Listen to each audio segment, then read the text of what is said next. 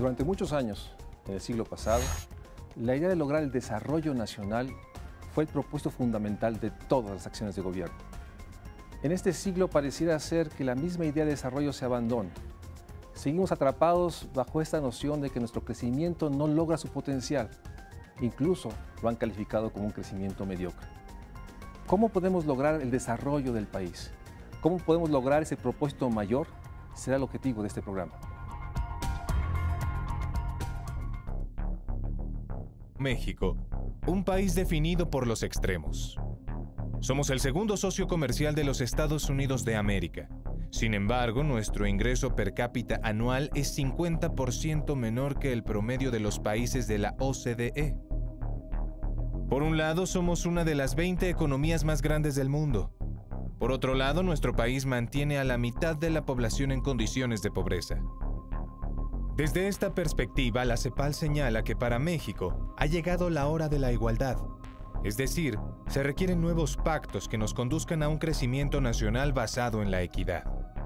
Para ello es necesario considerar aspectos fundamentales de la cuestión social y construir un nuevo modelo de desarrollo integral que revise en primera instancia la política de industrialización y ponga en el centro de las decisiones económicas la creación de empleos dignos.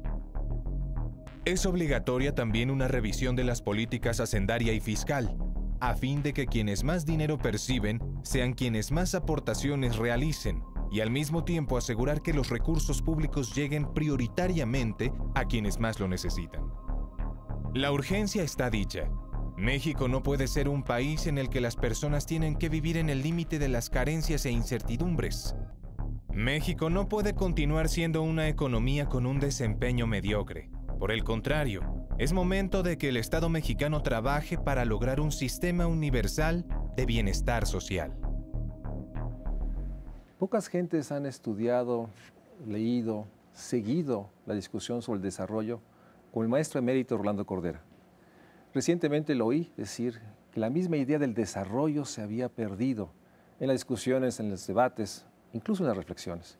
Por eso nuevamente te agradezco mucho, Rolando, que estés aquí en el Estudio México Social. Al contrario, el agradecido soy yo. Para Luis, que puedas compartir esta afirmación. La misma idea del desarrollo se ha abandonado. Cuando lo dices, ¿qué estás pensando? ¿Qué es lo que estás transportando en esta dura reflexión que pone en tensión, que pareciera ser que es un concepto, digamos, del pasado? ¿Así lo ves? Así lo han visto. Nos lo han querido imponer tanto en la academia como en la política y en la política internacional.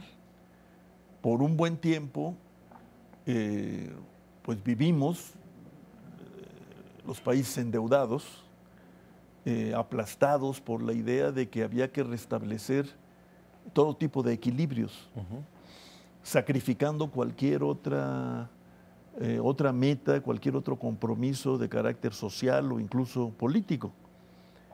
Fue la época de la llamada década perdida en América Latina, que para nosotros se convirtió luego en una especie de trayectoria de largo plazo, que fue parte de una estrategia que originalmente tenía como propósito explícito evitar un colapso financiero internacional como resultado de que los países altamente endeudados, entre otros México, se negaran a pagar. Y esto lo veían pues, los poderosos del mundo como una verdadera amenaza cuando se estaba saliendo de la muy dura década del estancamiento con inflación y de la rebelión, digamos, de los jeques. Los 80s. Y el gran desafío del tercer mundo reclamando un conflicto estructural y un nuevo ordenamiento mundial en los 70s, ¿no?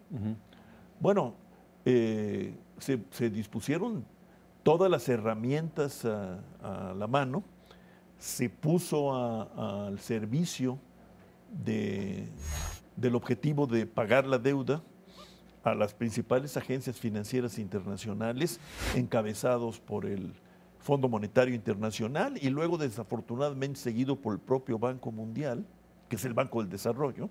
Así es. Y cualquier otro objetivo Quedó quedó subsumido borrado, a esta. subsumido a la idea de generar un excedente que pudiera convertirse en dólares, en divisas, para ir cubriendo el servicio de la deuda. ¿Pero qué pasó?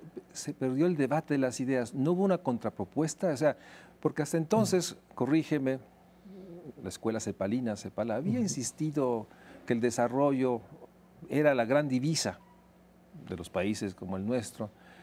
Surge esta crisis, digamos, y esta, yo diría que expresión del poder, de que obliga a los países a estos ajustes, pero pareciera ser que no hubo capacidad de contrapropuesta. Hemos oído que los nombres de Milton, de Hayek, etcétera.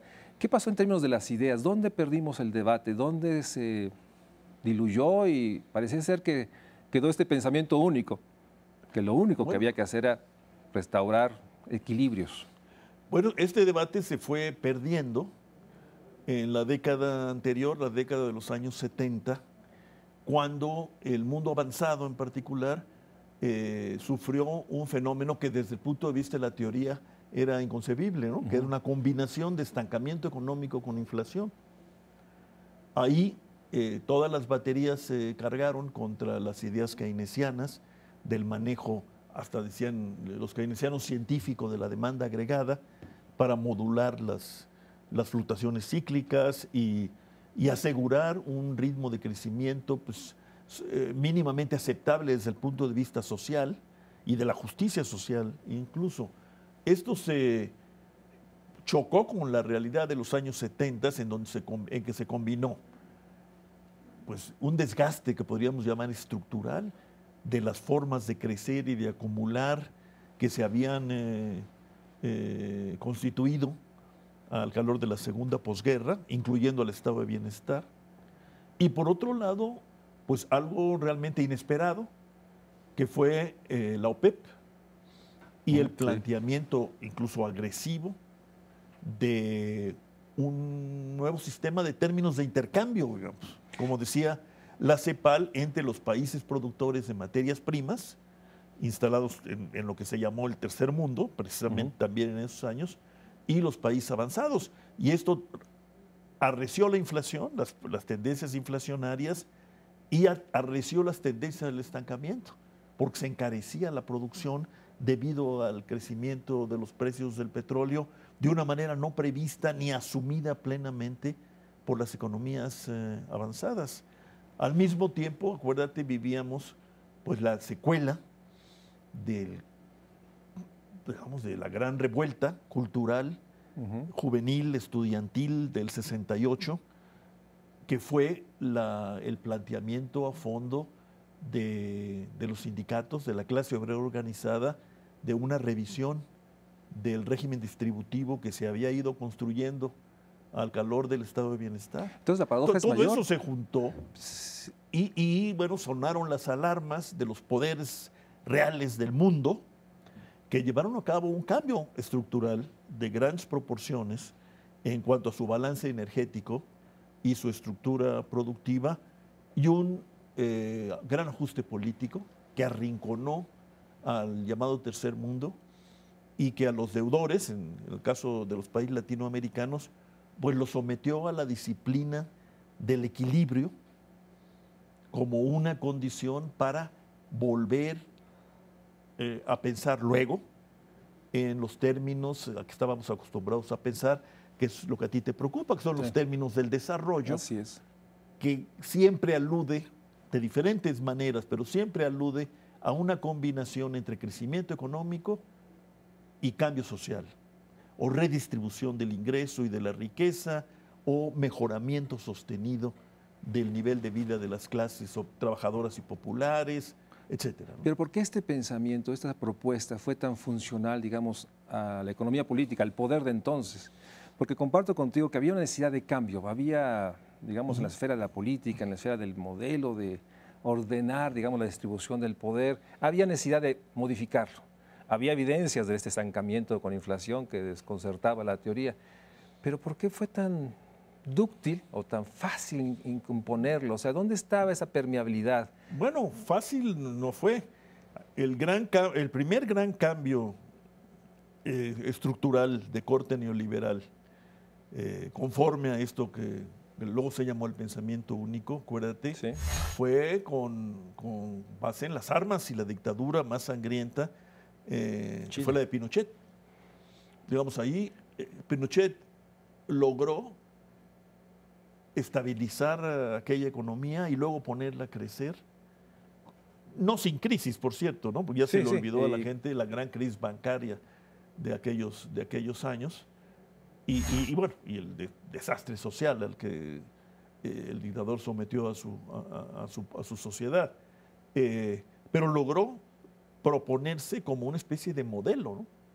que comenzaron a ver con interés los grupos dirigentes de prácticamente todos los países latinoamericanos, junto con este gran proyecto que afortunadamente resultó mejor en una democracia liberal, organizada y administrada, como es la que viven los chilenos.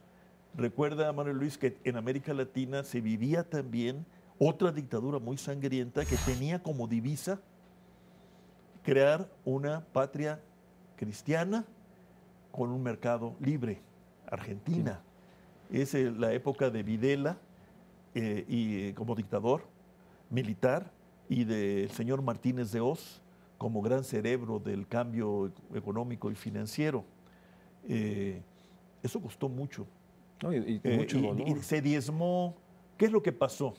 En estos casos extremos se podó el árbol de representación, no solo política, por la dictadura, sino de representación social. Decenas o cientos de organizadores sindicales, de cuadros medios del mundo del trabajo y del mundo popular, que en Chile era muy, muy fuerte, ¿no? Los pobladores llamados, etcétera, pues fueron cegados, ¿no? Se acabaron. Sí, fueron, digamos, asesinados muchos de asesinados, ellos, encarcelados, reprimidos. Y bueno, lo que vino después pues fue un reacomodo de las élites y el aprovechamiento por parte del poder financiero internacional y de los poderes establecidos en esos países de estas nuevas circunstancias. Déjame hacer y entonces, pues parece que fue como mantequilla, ¿no?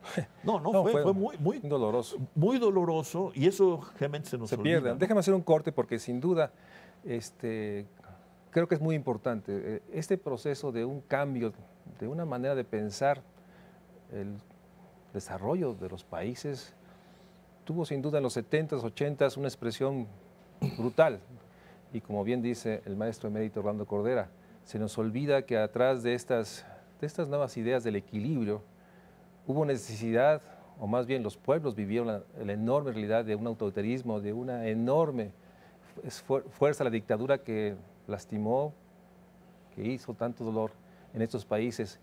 Y puede ser que por ello también esta propuesta, hoy olvidada cómo se construyó, cundió en Latinoamérica y por otra parte nos lleva a este largo camino que sin duda Orlando Cordera ha descrito y ha escrito y que tenemos que conocer.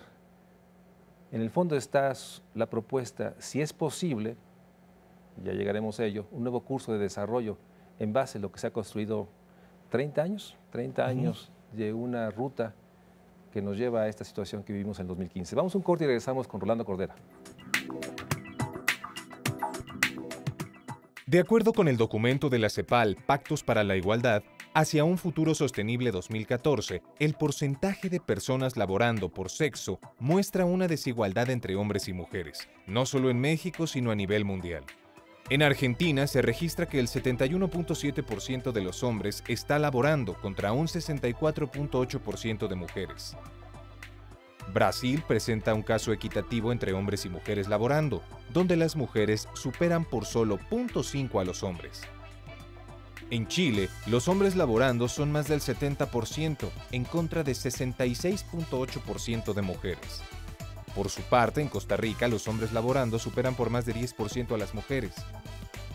En Ecuador se observa la equidad de hombres y mujeres laborando con 44.7 y 43.8% respectivamente.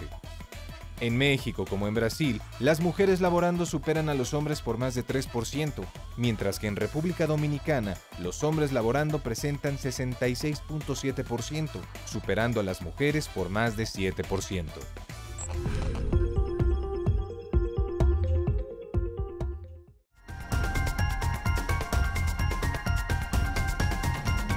Rolando, describiste, diría con crudeza, la realidad de este cambio brutal que se dio en los 70s, 80s, que significó estas dictaduras duras, violentas, que lastimaron tanto a estos países. Pero en el caso mexicano, ¿cómo se dio? ¿Cómo se dio este nuevo acomodo? Sin duda se habla de la década perdida en términos sociales, pero creo que tampoco se ha dicho con suficiente acento en estas épocas de que el cambio fue también muy doloroso. Fue un cambio doloroso, pero pudo administrarse con cargo al uso extremo, yo diría que abusivo, del formato corporativo que heredamos de la Revolución Mexicana. El ajuste estructural que se nos impuso fue también autoimpuesto por las élites dirigentes en aquel entonces, porque lo veían bien como inevitable, como dijo el presidente de la Madrid, para evitar que el país se nos vaya entre las manos. Así veía, yo le creía a que de sí la era Madrid. la situación real. Él veía esto como una situación extrema, peligrosísima, nos íbamos a quedar sin recurso alguno al ahorro externo, sin tener ahorro interno suficiente, qué sé yo.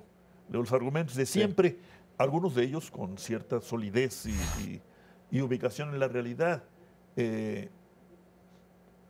Y desde ahí, desde el poder del Estado, primero se llevó a cabo el cambio, el ajuste estructural para pagar la deuda, entendida como una condición sine qua non para volver al mercado internacional de capitales, que ese gobierno, en particular el presidente de la Madrid, veía como decisivo. Y lo hizo ya habiendo iniciado el proceso de cambio democrático en México, con una relativa, nada que ver con lo de hoy, pero una relativa pluralidad en el propio Congreso, en particular, solo en la Cámara de Diputados, y enfrentando inicialmente al bloque sindical corporativo, no al sindicalismo independiente al que habían derrotado. Y unos años antes, cuando derrotaron a la tendencia democrática de los electricistas y el Frente Nacional de Acción Popular quedó por ahí desbalagado. No, fue un enfrentamiento retórico en buena medida, pero público, entre el gobierno entrante y el sindicalismo oficial, encabezado por el señor Fidel Velázquez. Fidel Velázquez pidió originalmente una política llamada de ingresos, como le llaman en Estados Unidos, que controlara salarios y precios. Y de la Madrid lo rechazó. Y a partir de ahí se impuso una visión totalmente ortodoxa del ajuste estructural, en donde yo creo que está el origen, Mario Luis, del empobrecimiento mexicano. No que hayamos dejado de ser pobres, pero ahí se asentó un quiebre en el continuum muy gradual, muy sometido a los criterios de acumulación de capital y de estabilidad financiera, pero al fin de cuentas avance sostenido en los niveles de vida promedio de los mexicanos.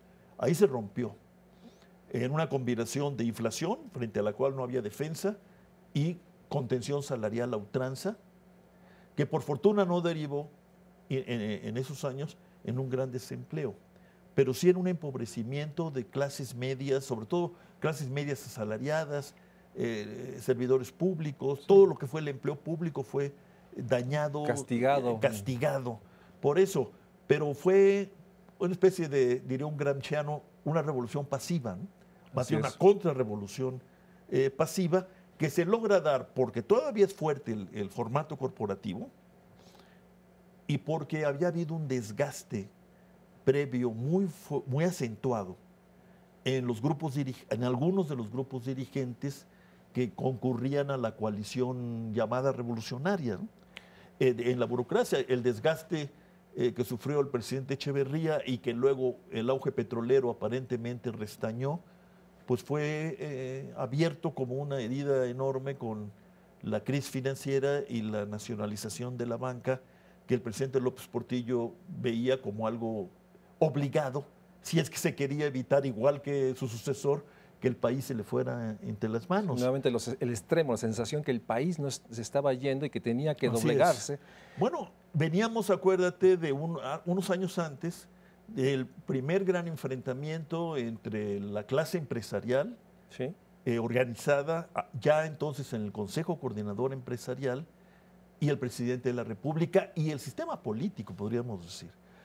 Esto pasó al olvido un poco gracias al auge petrolero, pero revivió con la nacionalización y las cúpulas empresariales exigieron cada vez con más fuerza un cambio en la conducción económica, un cambio en esto que suele llamarse el modelo de desarrollo, y luego comenzaron ellos mismos a plantear un cambio político hacia la democracia plural liberal, que desde luego en esa coyuntura pues el Partido Acción Nacional pudo aprovechar acumulando cada vez más activos simbólicos hasta llegar a la alternancia a fines del siglo XX.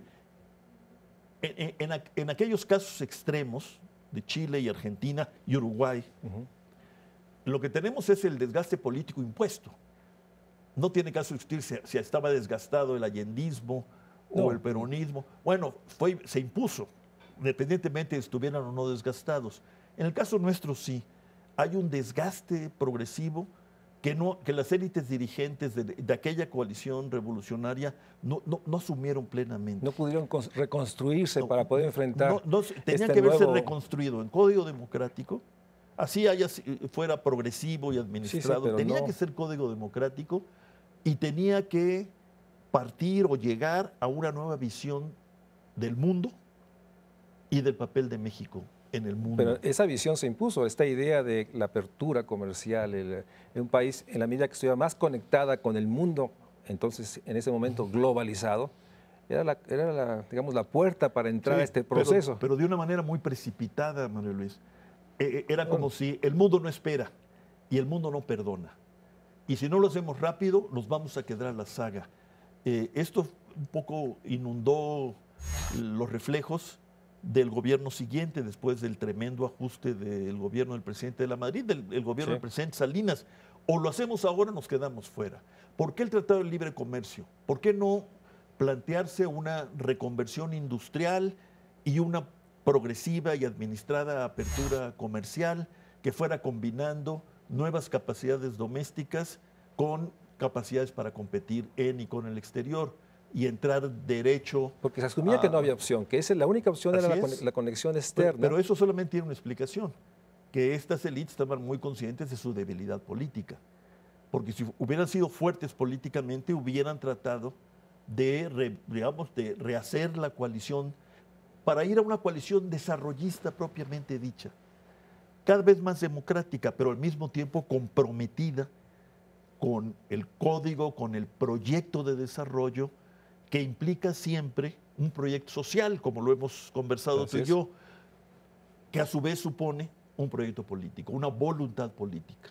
Yo pienso que, digamos, los más lúcidos de estos personajes, pues estaban al mismo tiempo convencidos de que el Estado era muy grande y bofo, porque no tenía capacidad fiscal para ser un Estado grande y fuerte, y que políticamente ya no daba, digamos, esta estructura corporativa de un jefe de un partido de Estado, ya no daba, y creo que ahí está el dilema.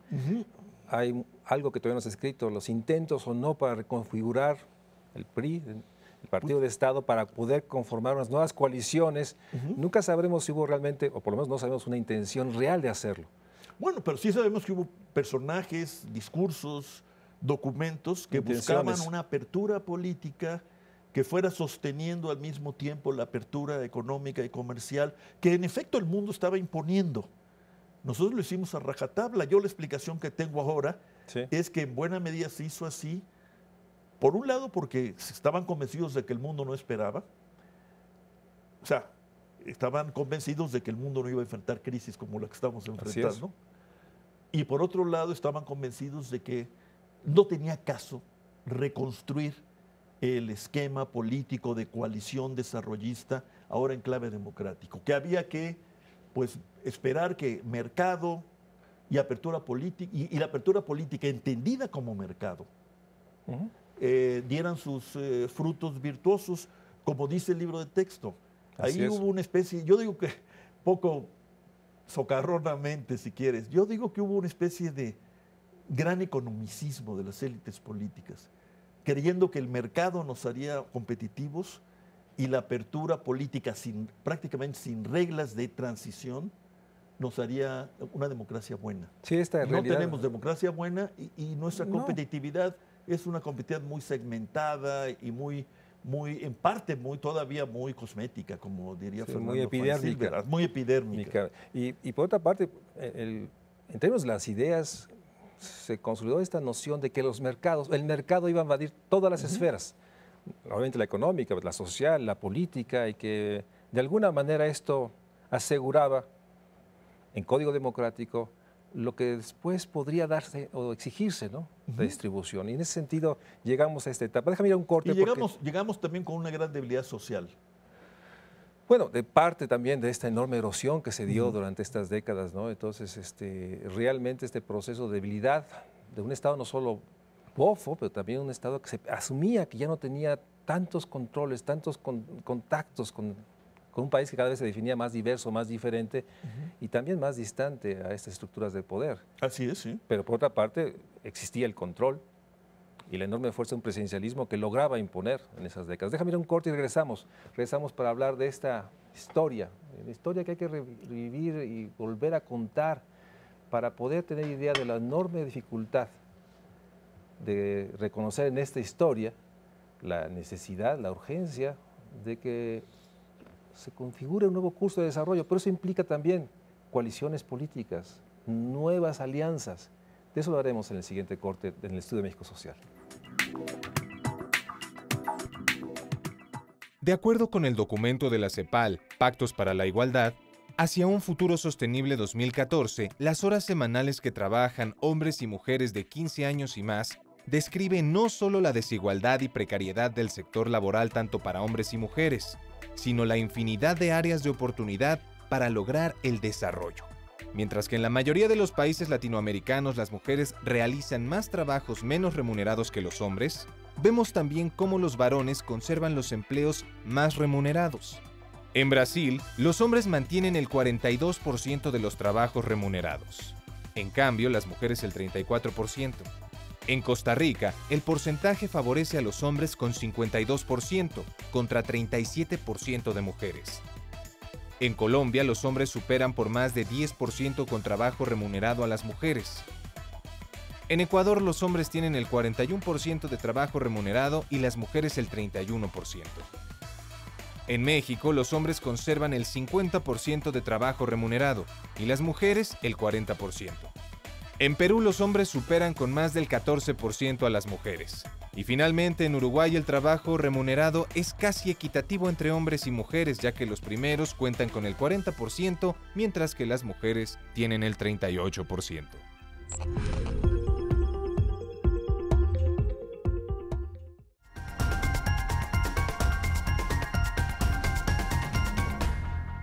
Hay algo que siempre me asombra. Parecía ser que estas crisis recurrentes que se dieron desde los 70s, parecía que reforzaba la necesidad de seguir por el mismo camino. Así es. O sea, sí. Nunca fueron un elemento para, digamos, replantearnos, hay que hacer otra cosa. No, esta crisis, la que vivió Miguel de la Madrid, la que enfrentó al final de su sexenio Salinas, al inicio el presidente Zedillo, parecía que reforzaba esta noción de que esta es la ruta y que esto pasaba porque no se había hecho lo que se necesitaba esta ruta. No hubo posibilidad de siquiera plantear la duda de que pudiera haber otra estrategia para evitar estas crisis. No, porque, entre otras cosas, digamos, dicen que una de las muestras de desarrollo en relación con el subdesarrollo es la capacidad que tienen los sistemas políticos o los estados de detectar errores y de tratar de corregirlos a tiempo, ¿no? Entonces supone unos aparatos de deliberación, de pensamiento, de confrontación, que conectan la academia, las universidades, con los órganos colegiados y desde luego los partidos. Nada de eso tuvimos nosotros en México. Nada de eso tenemos. Y se impuso la urgencia como largo plazo, ¿no? Y es lo que hemos vivido. El ajuste que uno puede o no haber estado de acuerdo o estar de acuerdo con el tipo de ajuste que se hizo, pero algún ajuste había que hacer. Pero ese ajuste luego, justificado por la emergencia, se convirtió en forma de vida del Estado y se le impuso a la sociedad como forma de vida hasta, en los hechos, convertir el crecimiento lento de la economía en una nueva trayectoria de largo plazo. Llevamos 30 años. Así tú decías, ¿por qué nos olvidamos del desarrollo? Bueno, uno, por la emergencia, pero dos, por la imposición de ideas y visiones que, independientemente de si odian o no el vocablo, si les da urticaria o no, yo conozco a algunos colegas que les produce urticaria hablar de desarrollo, independientemente de eso, por la propia dinámica en la que se metieron, tenían que olvidarse del asunto. ¿Por qué hablar de redistribución social? ¿Por qué no hablar mejor de protección social puntual para copar con el empobrecimiento? ¿Quién lo va a arreglar esto? Ya no el Estado, ya no una sociedad organizada, el mercado, y mientras más abierto y grande, mejor. Será más eficaz al final de los tiempos. Bueno, esto parece una ejaculatoria, pero yo pienso que está un poco en el núcleo del pensamiento político que se impuso en nuestro país. Y que simbólicamente tiene este abandono de la palabra la injusticia social. O sea, la injusticia como un elemento que justificó el origen del siglo XX y se pierde. Te ves mal si hablas de injusticia social. O sea, no se porque dice. Dicen, entonces quiere decir que tú piensas que justicia social es un objetivo así es. Legítimo, digno. Y que nos llevaría a esta noción de que si hay injusticia, hay responsables de la injusticia. Así es. Y pareciera ser que aquí la única responsabilidad es lograr más democracia y más mercado. Pero hubo algo ahí, y tú fuiste actor y eres actor. ¿Por qué no se logró en estas etapas promover el debate, promover la discusión, el diálogo? ¿Cuál fue, digamos, en términos autocríticos? ¿Por qué viendo lucidez, claridades, muchas personas que tú conoces, que piensan y que tienen datos duros de por qué no se ha logrado influir en las esferas del poder para dudar por lo menos, para tener cierta sensación de que vamos mal?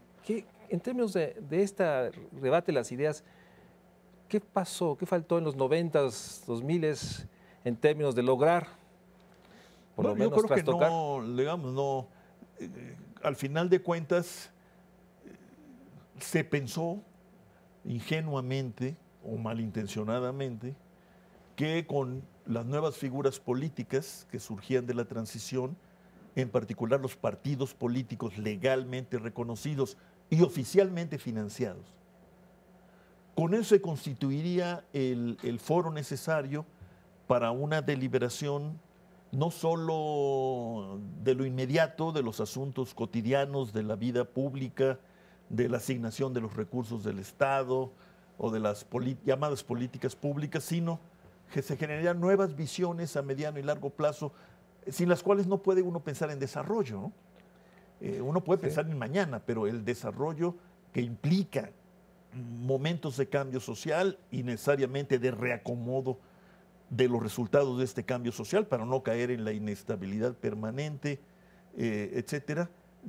Era imposible ubicar, inscribir. O sea, se pensó que los desarrollo. partidos diferentes al oficial podría ser el camino, el conducto para una deliberación que lograra poner algunos acentos diferentes, algunas inercias. No se dio así. No se dio. Y el sistema de medios, para llamarlo de alguna manera, tampoco. El sistema de medios se dio a gozar su libertad recién ganada, todo entre comillas, de una manera pues muy individualista, a hacer negocios, pues, para decirlo rápido, y a buscar el establecimiento de nuevas relaciones con el poder político, después de haber vivido por décadas pues relaciones abiertas y claras de subordinación, yo diría Claro. indignas, Sí, entre, una abyección entre los total. medios comerciales y el poder político. Pero, de Y hecho, luego se corona esto con la Pax Foxiana, como yo le llamo, que disfruta de grandes excedentes petroleros con los cuales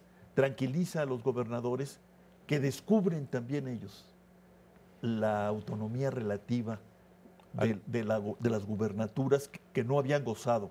Quizás algunos de ellos la habían ansiado, pero no la habían gozado. Y la gozan y se establece un sistema federal que hemos convenido de llamar el federalismo salvaje, ¿no? así es. Porque no hay orden ni concierto ahí y lo que hay es una disputa a diario, ¿no?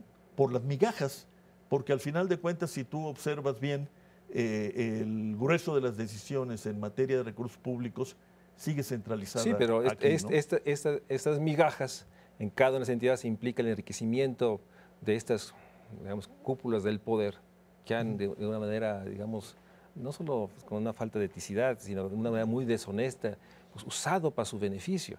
Pero en el fondo lo que está es que la alternancia política partidista no representó nuevas ideas en términos de una nueva ruta de crecimiento. No. Se sostuvieron todos los partidos. No fue una coalición desarrollista, digamos, ni proto coalición desarrollista. Al final resultó, se configuró en México, fíjate qué terrible ironía de la historia, una coalición estabilizadora antidesarrollista. La coalición anterior, la del México autoritario, era una coalición desarrollista estabilizadora. Y la actual es una coalición estabilizadora antidesarrollista. Dicen, bueno, ese es un suicidio. Pues no necesariamente. Si tú ves cómo crecen las ganancias concentradas, pues el producto puede crecer 2, 2,5, hasta 3% en los últimos 30 años, pero si ese 2 o 3%, la mitad o más, va al capital y a sus anexos, bueno, pues no es una mala forma de vivir la vida. Hay que cambiar. Sobre todo si tienes, pues, esta cosa que se llama el power, ¿no? Purchasing Power Parity, así es, que en México implica servicios muy baratos en todos los sentidos. Que te lleva ganancias extraordinarias. Así es. Sí. Ahora, tú has encabezado en los últimos años o has sido parte de grupos que han sintetizado esta necesidad de un cambio con un nuevo curso de desarrollo. ¿Qué debemos entender por un nuevo curso de desarrollo? ¿Cuál es la esencia de ese concepto que sé que estás tratando, buscando junto con muchos de llevar a la discusión, incluso a una nueva coalición de fuerzas para lograr por lo menos un debate abierto? Pero ¿qué significa un nuevo curso de desarrollo? Bueno, el nuevo curso de desarrollo parte del reconocimiento un poco angustiado de que la forma de crecimiento que se implantó en México al fin del siglo XX y que se ha continuado hasta nuestros días no dio lugar a un crecimiento mayor que por lo menos estuviera a la altura de las demandas demográficas de nuevo tipo que han surgido como resultado del gran cambio demográfico que tuvo lugar en México a partir de los años 70 del siglo XX. ¿Qué quiero decir con esto? No ha dado empleo suficiente ni creado las condiciones de generación de excedentes que puedan ser canalizados para la protección social y el bienestar social generalizado. Tampoco tenemos excedentes suficientes para tener un sistema público de educación media, superior y superior a la altura de nuestros jóvenes y de las necesidades que nos impone el mundo. Y la mala distribución del ingreso no se ha mejorado de manera significativa. Y hoy nos despertamos, o ayer, y quizás nos despertemos en julio de este año, pues con cuotas de pobreza que son impresentables. En la 13ª o 14ª economía mundial tiene más del 50% de sus habitantes sufriendo algún tipo de pobreza. Solo el 20% de los mexicanos no somos vulnerables y tenemos ingresos suficientes como para no ser considerados pobres. Pues es un cuadro realmente desolador. Desolador, sobre todo porque pareciera ser que no logra conmover, o por lo menos... Ese es el segundo punto. Pero de entrada, yo creo que con ese cuadro tienes, como diría un abogado, es un argumento prima facie para decir, cambiemos. cambiemos en algo, cambiemos la conducción y luego cambiemos la visión y pensemos, pongamos en el centro lo que nos está hablando todos los días. En el centro tiene que estar la desigualdad combinada con la pobreza. Y enfrentar y superar eso debe organizar el resto de las decisiones económicas y políticas en este país y no al revés. Seguimos manteniendo, María Luis, la idea de que tanto la desigualdad como la pobreza son elementos residuales. Así es. Que se irán resolviendo o no según funcione bien todo lo demás. Yo creo que habría que cambiar la ecuación y la función objetivo, como dicen algunos. Poner por delante empleo, ingresos y salarios, que es el equivalente monetario, digamos, de menos desigualdad y menos pobreza, y en función de eso definir ritmos de crecimiento, patrones de acumulación, formas de crecimiento industrial. Hoy celebramos el triunfo automotriz y qué bueno, pero Sí, tenemos que reconocer al mismo tiempo que nuestra forma de industrialización quedó en la cuneta y estamos creciendo un poco al amparo de las veleidades del ciclo internacional y en este caso de las estrategias de las grandes multinacionales. Sí, y esos enclaves no logran conectarse al resto. No se conectan con el resto y damos lugar a esto que nuestro amigo Hernández Laus llama la trialización. Así es. De la economía, que yo creo que es una trialización de la sociedad que ahora también hemos interiorizado, ¿no? Esta trialización la vive el DF, la vive Miguel Hidalgo y la vive Oaxaca, obviamente, pero la vive Ciudad Juárez y la vive Tijuana, ¿no? Así es. Déjame hacer un corte, Sí. porque esta nueva propuesta o necesidad, urgencia, requiere una estrategia política. No hay manera de poder transitar hacia allá si no se logra, por lo menos pensar, cómo generar las coaliciones, las alianzas, porque finalmente para muchos de nosotros está claro que hay una necesidad, pero pareciera ser que el resto, los que conducen, insisten que lo que hay que hacer es continuar.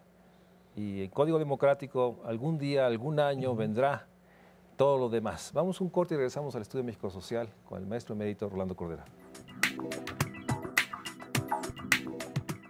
De acuerdo con el documento de la CEPAL, Pactos para la Igualdad hacia un Futuro Sostenible 2014, en la siguiente gráfica se muestra que a nivel global, las mujeres trabajan más tiempo que los hombres, aun cuando el trabajo que realizan no sea remunerado.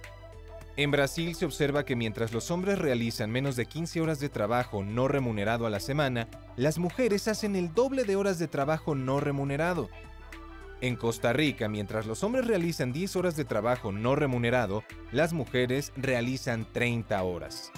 En Colombia, las mujeres superan por más de 20 horas de trabajo no remunerado a los hombres, al igual que Ecuador y México. En Perú, las mujeres realizan 45 horas de trabajo no remunerado a la semana, mientras que los hombres tan solo 17 horas. Y en Uruguay, las mujeres superan por más de 25 horas de trabajo no remunerado a la semana a los hombres.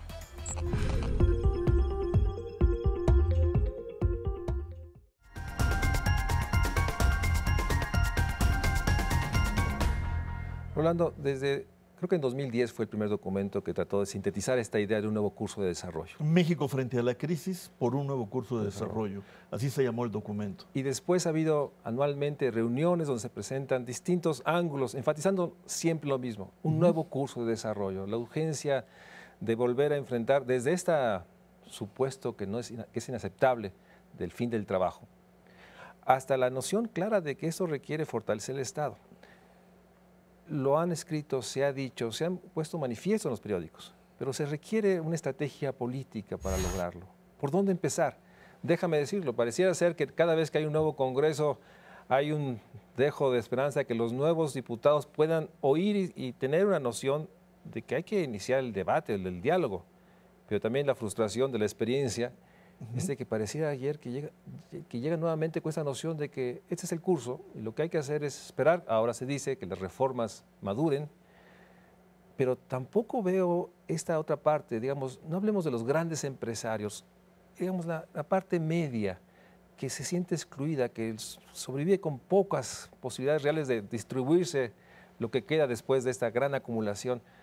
¿Por dónde empezamos? ¿Cómo poder construir una estrategia política que genere coaliciones, que genere esa noción de que Un nuevo curso de desarrollo no implica que alguien pierda, implica que todos pueden ganar, sobre todo porque implica poner en el centro la equidad que se requiere para el crecimiento, para usar una frase cepalina. ¿Cómo pensar una estrategia política para imponer o para llevar estas ideas? Bueno, hay que recuperar principios básicos. Sí, hay que ser un poco, creo que alguna vez lo dijo ese Anthony Giddens, hay que ser un poco conservadores filosóficos, en el sentido de que pues muchas cosas se lograron, se construyeron y no pueden quedar al margen ni darse por periclitadas nada más porque hay una moda supuestamente modernista que en realidad ni siquiera es eso, ¿no? Por ejemplo, te diría, lo social no solo también existe, sino tiene que estar en el centro de nuestra reflexión y de nuestra acción. Y desafortunadamente lo social en México sigue siendo marcado, definido, diría yo, por esta inicua combinación de desigualdad y pobreza, a la que ahora hay que agregarle lo que tú estudias y en lo que tú insistes, que son los riesgos sociales nuevos y acumulados, porque no todos son tan nuevos, vienen con nosotros desde hace mucho tiempo. Y bajando de ahí, yo diría, tenemos que tomar conciencia y hacer conciencia de que el trabajo existe. Mira, por muchos años se estudió en México, sobre todo en las divisiones de ciencias sociales, de investigación social, el mundo laboral, el mundo del trabajo, y de repente, coincidiendo precisamente con esta imposición del pensamiento único, esta idea de la emergencia como forma de vida y de largo plazo, qué sé yo, todo esto de que hemos hablado, se olvidó el estudio del trabajo y se olvidó incluso el tomar nota de lo que estaba pasando con el trabajo en México, que es la principal actividad de todos los mexicanos. La mayor parte de los mexicanos vivimos de nuestro trabajo. Y eso se olvidó. Hasta ahora descubrir, en parte gracias a Norma Samaniego, nuestra estimada amiga y colega, bueno, que ha habido una redistribución nefasta del ingreso nacional en contra del salario y en favor de los excedentes y de las utilidades en particular. Así no puedes tener un mercado interno que sostenga a una economía como es la nuestra en crecimiento. Podemos tener una economía que se arrastra y algunos de cuyas periferias en efecto se benefician del éxito exportador, pero ahí nos quedamos. Y el trabajo existe también no solo como mercancía, sino como actividad humana fundamental que puede ser digna y dignificadora y alentadora en el sentido de pues, desarrollar la inteligencia y desarrollar la sensibilidad. Todo esto se nos quedó en la cuneta. ¿Quién se ocupa de los trabajadores? Entonces, apenas ellos se ocupan de los trabajadores. Se vació el mundo sindical, que nunca fue muy fuerte ni legítimo, pero hoy ni es fuerte, ni es legítimo, ni es nada, salvo algunas expresiones muy, muy pequeñas en comparación con este universo de ¿cuántos?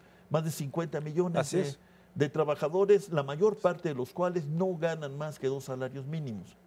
Bueno, algo está muy mal en esta Dinamarca. Y en ese sentido, ¿por dónde? O sea, con estos argumentos, ¿cómo logramos? Si algo, déjame decírtelo porque lo creo, te distingue, no solo si eres un pensador, un estudioso, un investigador, un profesor, has hecho actividad política, tratando de llevar las ideas y acercarlas a grupos, a dirigentes, etcétera. Bueno, pero como decía la película francesa aquella de los 70 o 60, los héroes están fatigados. No, pero más que nunca necesitamos que realmente... Bueno, entonces, yo le tengo todavía mucha esperanza a las universidades, o sea, al pensamiento.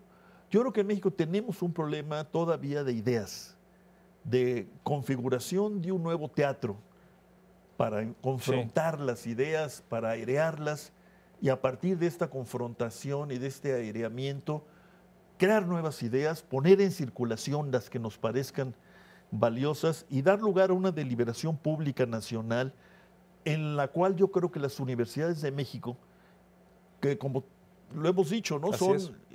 Todavía es muy insatisfactorio el número de jóvenes que estudian en las universidades, pero ya somos, profesores, estudiantes y trabajadores, somos quizás más de 2 millones de mexicanos, Sí. ocupados de algo en lo que la mayor parte no se ocupa, que es llenar el tiempo libre con ideas, con estudio, con memoria. Bueno, todo eso puede convertirse en una especie de gran fuerza productiva, intelectual, primero que nada, que dinamice el debate y que por esa vía ponga en cuestión la inercia que se ha apoderado de los órganos colegiados representativos. Es la segunda fuente de mis esperanzas, a pesar de todo. Yo pienso que nosotros no podemos bajar la guardia en cuanto a exigir que el foro por excelencia de las decisiones nacionales sea el Congreso y los congresos. Hoy todos nos quejamos, sufrimos y nos lamentamos de cómo funcionan, pero sin ellos quizás estaríamos peor.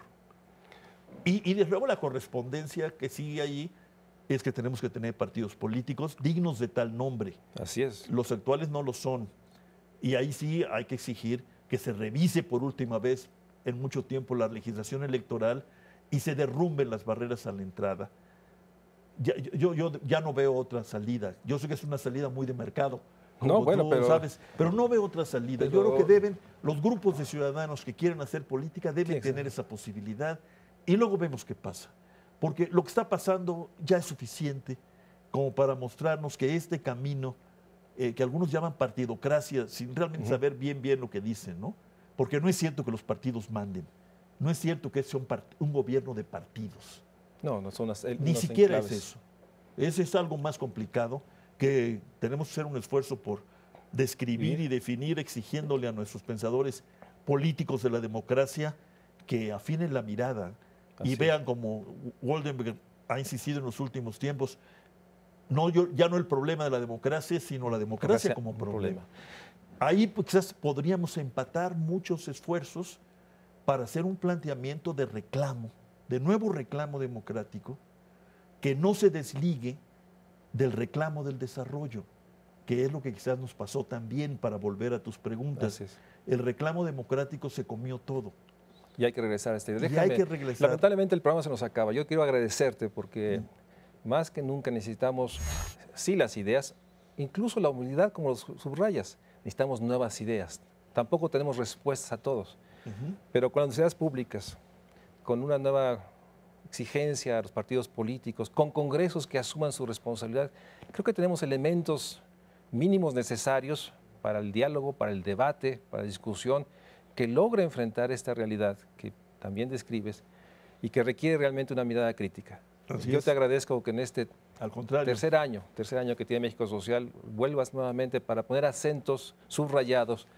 Pero déjame decirlo porque, por más que lo dijiste al final, en tu decir hay un optimismo, hay una esperanza, hay una idea de que no solo es deseable, sino es posible. Espero que no acabe confundida con ingenuidad. No, no para nada. ¿No? Pero... Si alguien tiene claridad y tiene una ruta, y por lo menos un recuento histórico que nos impulsa a seguir, sin duda tú eres parte de ese grupo de mexicanos que necesitamos escuchar, oír, y por eso te agradezco mucho que estés en el Estudio México Social. Y muchas gracias a ustedes por acompañarnos en el Estudio México Social para pensar cómo ponemos en el centro de todo el México Social, pobreza, desigualdad y esta nueva idea de desarrollo. Muchas gracias por acompañarnos.